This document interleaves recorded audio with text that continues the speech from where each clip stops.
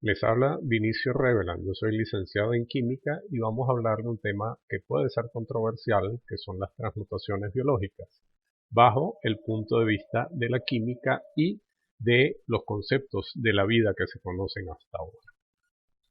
Son temas que pueden ser tratados como secretos, secretos que vamos a compartir ahora con ustedes.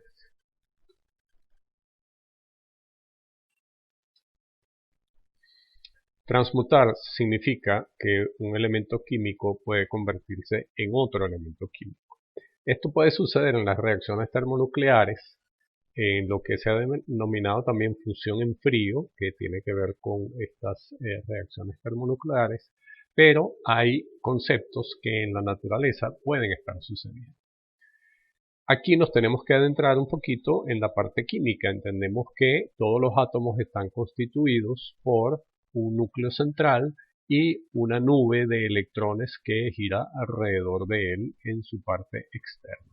Quien le da el nombre al elemento es la cantidad de cargas positivas que hay dentro de este núcleo, ya que las cargas negativas que están afuera varían, pueden ser que salgan, formen enlaces, etcétera. Pero las que son fijas son las que están aquí adentro. De ahí se deriva la tabla periódica. Esta tabla periódica no es simplemente sino una tabla donde hay casillas que están numeradas de la 1 hasta la 105. Y cada una de las casillas, ese número que aparece ahí, es el nombre del elemento. La casilla número 1 significa que es el hidrógeno y que el núcleo del hidrógeno tiene un protón, una carga positiva. Si habláramos de el aluminio, tiene 13 cargas positivas, es decir, 13 protones. El carbono tiene 6, el oxígeno tiene 8. Viéndolo bajo este punto de vista, aquí nos aparece, por ejemplo, el silicio, que tiene 14 protones, es la casilla número 14 de la tabla periódica y por lo tanto cualquier elemento, cualquier sustancia que en su núcleo tenga 14 cargas positivas se llama silicio. Si tiene, por ejemplo, el magnesio 12 cargas, se llama magnesio. Y si tiene 19 cargas, se llama potasio. Esto es simplemente lo que nos da la tabla periódica. Hay un montón de otras características, pero lo importante es que el núcleo manda al nombre del producto. Por ejemplo, el aire está compuesto por nitrógeno y oxígeno. El nitrógeno, su molécula estable, es una molécula de 2 átomos de nitrógeno. El nitrógeno es el número 7. Tiene 7 protones. Su peso es 14, porque tiene 7 protones y tiene 7 neutrones, lo que suma 14. Entonces, el oxígeno es el vecino de al lado porque es el número 8, el vecino de la casilla de al lado. Y este es un gas inerte o un gas que no interviene en la respiración, mientras que este es vital para la vida, simplemente por cambiar un protón en su estructura. Si nosotros a ese nitrógeno pudiéramos sacarle un protón, una carga positiva, y se la ponemos a otro nitrógeno igual, lo convertimos en oxígeno. Ya no se llama nitrógeno, se llama oxígeno. Y si le sacamos una a un nitrógeno, se convertiría en el número 6, que es el carbono. Entonces, es simplemente un movimiento o un arreglo de protones. De ahí se deriva lo que es en la química leyes que justifican el uso de los elementos químicos como están y que funciona muy bien, porque existe la ley de las proporciones múltiples que, por ejemplo, vamos a tener una cantidad X de hidrógeno, una cantidad X de oxígeno y va a formar unas moléculas que tienen ambos elementos. Pero las proporciones de ellas van a ser siempre iguales. Aquí no desaparecen hidrógenos, aquí tenemos 4 hidrógenos y aquí tenemos los mismos 4 hidrógenos. Y aquí tenemos 2 oxígenos y aquí tenemos los mismos 2 oxígenos. esas proporciones, cuando aumentamos las cantidades, se van a mantener igual. No desaparecen oxígenos ni desaparecen hidrógeno. Esto se mantiene. También esto aplica a la ley de la conservación de la materia. No desaparecen elementos.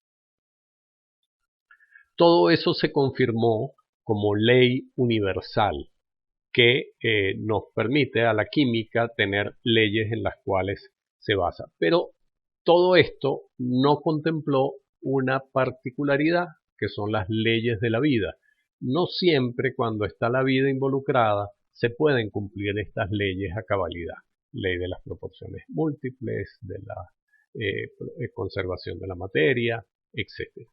Entonces, vamos a analizar rápidamente un ser vivo en estado de salud. Es una caja negra donde entran elementos, nutrientes, etc. y salen sudor, excretas, orina, respiración. Y este balance que tiene que haber aquí, se cree entonces que la cantidad de A es la misma cantidad de salida, a menos que lo estés utilizando para el crecimiento y demás. Si eres un ser adulto estable en peso, la cantidad de A de ingreso debe ser la cantidad de A de egreso. La cantidad de B de ingreso tiene que ser la cantidad de B de egreso. Si no sale todo el A, entonces se está acumulando, está creando toxicidad. Si sale demasiada A, está sacrificando sus reservas para compensar el metabolismo. Ese es el esquema de la bioquímica actual, donde se considera que esto debería ser un balance.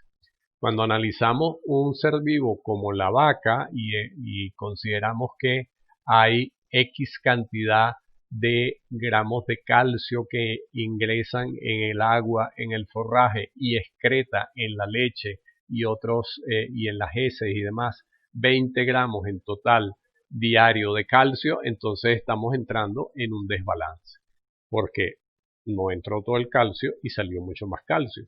Entonces aquí está pasando algo en esta caja negra que no conocemos. Entonces, hay ciertos misterios que vamos a ver si los podemos ilustrar.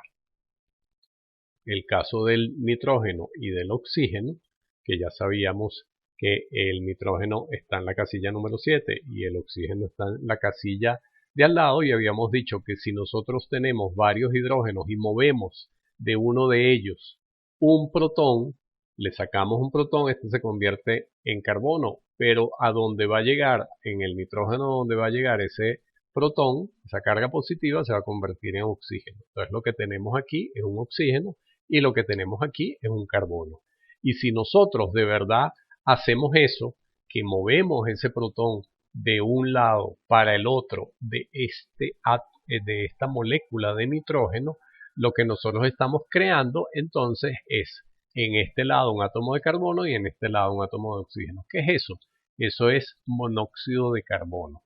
Y al parecer, por aquí se descubrió el principio de las transmutaciones biológicas, cuando algunos soldadores que trabajaban en zonas muy calurosas se intoxicaban con monóxido de carbono, cuando no existía el monóxido de carbono, sino lo que existía era nitrógeno que se calentaba o se sobreexcitaba por la soldadura, y después en contacto de la parte biológica sucedía una transmutación que era una mala transmutación, porque daba casualmente un elemento tóxico como el monóxido. Entonces los obreros tenían intoxicación por monóxido de carbono cuando no había ninguna posibilidad de que existiera el monóxido. Entonces se consideró que estaba sucediendo una transmutación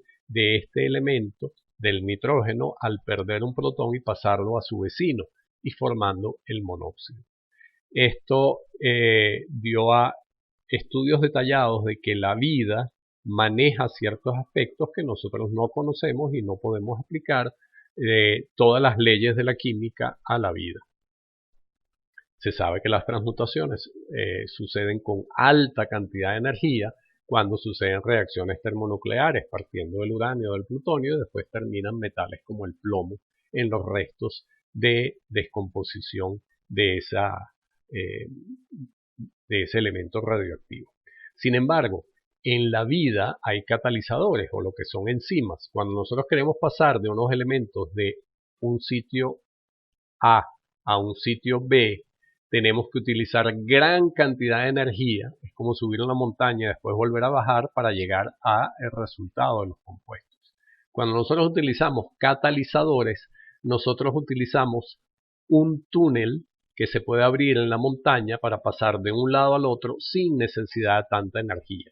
Entonces, los catalizadores son generalmente las enzimas en los seres vivos. Y los seres vivos, al parecer, tienen la posibilidad de saltar estos grandes cambios de energía que se necesitarían en las reacciones termonucleares o en las reacciones de fusión y fisión para llevar elementos de un lado a un lado B de alta energía a través de un camino de menor energía. Entonces ya la ley de las proporciones múltiples la tenemos que ver con lupa, porque en los seres vivos tenemos que tener dudas de que se cumplan exactamente.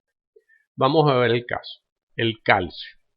Su sitio en la tabla periódica es el 20, el peso es 40 porque tiene 40 neutrones sin carga, perdón, 20 neutrones sin carga y 20 protones con carga positiva, eso suma 40.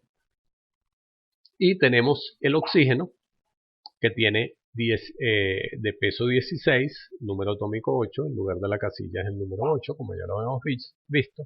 Y si nosotros fusionáramos el núcleo del oxígeno con el núcleo del magnesio, que tiene un peso de 24 y el número 12, es decir, tenemos 8 y 12, y la suma de 16 y 24, que nos da 40,3 en este caso, y 8 más 12, que es el número de la casilla, nos daría la casilla número 20, que como vimos era la del calcio. Entonces nosotros podríamos estar mezclando los núcleos de oxígeno y magnesio y obtener calcio. Y esto, al parecer, los seres vivos, en algunas condiciones, no siempre, lo pueden hacer, porque para esto necesitan sistemas enzimáticos que estén funcionando adecuadamente. El peso del calcio es aproximadamente 40,1. Entonces, ya cuando vemos el mismo ser vivo, tenemos que no analizar el primer elemento y cuánto sale del primer elemento, que podría ser calcio, sino tenemos que analizar la suma de calcio más magnesio y la suma de calcio más magnesio. Y para ser más completo también deberíamos incluir el silicio y tal vez otros elementos. Entonces, lo que tenemos que hacer, todos los elementos transmutables que pueden entrar y todos los elementos transmutables que pueden salir. Entonces, ya aquí no necesitamos ir a ver de dónde aparece ese calcio que está perdiendo la vaca. No, la vaca no está perdiendo calcio, lo está absorbiendo o lo está transmutando del magnesio y del silicio. Y aquí entonces nos cuadran los números. Hacemos una pequeña pausa en este momento para retomar en el siguiente video las comprobaciones científicas que se hicieron para verificar transmutaciones biológicas.